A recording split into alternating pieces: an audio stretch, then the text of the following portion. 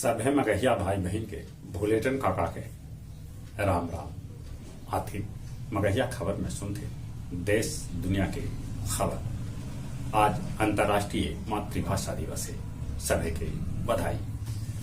उत्तर प्रदेश में तीसरा चरण में 60.6%, तब पंजाब में 65.3% वोट पड़ल।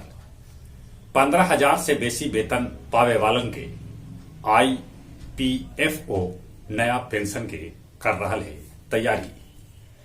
45,000 से बेसी महिला बिहार में दिलन साक्षरता लेल परीक्षा। विश्व मगही परिषद नई दिल्ली आयोजित कैलक अंतर्राष्ट्रीय मगही चौपाल, जकर अंतर्गत वसंत के रंग मगहियन के संग में देश विदेश के कवि सभे लेलन भाग। एकर संचालन प्रोफेसर नागेंद्र नारायण जी कैलन।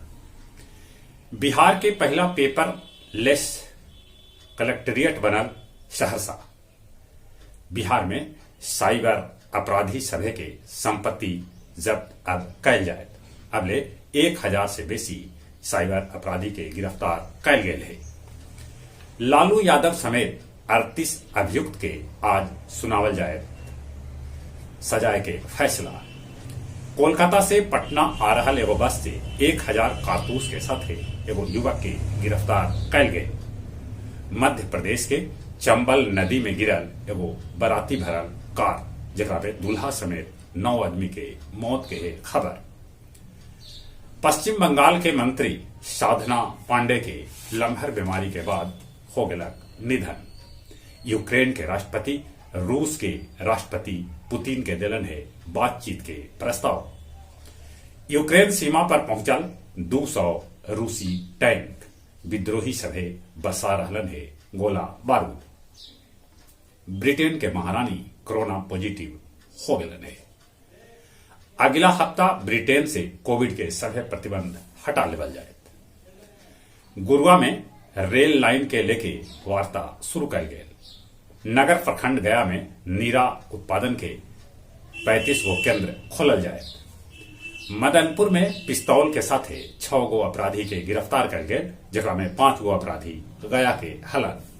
आसनसोल वाराणसी पैसेंजर से 82 लीटर दारू पुलिस बरामद कैल। 12 चट्टी के भलुआ पंचायत के पिपराही फुंगुनिया में 17 एकड़ में लगल अफीम के फसल पुलिस नष्ट कैल। और अब कुछ खेल के समाचार। तीसरका T20 मैच में भी भारत वेस्ट इंडीज के 17 रन से हरा दिलक, क्लीन स्वीप कैलक। ई मैच में सूर्यकांत यादव बनौलन 65 रन। रणजी के डेबू के दोनों पारी में शतक लगावे वाला 19 वर्षीय विश्व कप विजेता के कप्तान यश धूल बनलन तीसरा खिलाड़ी।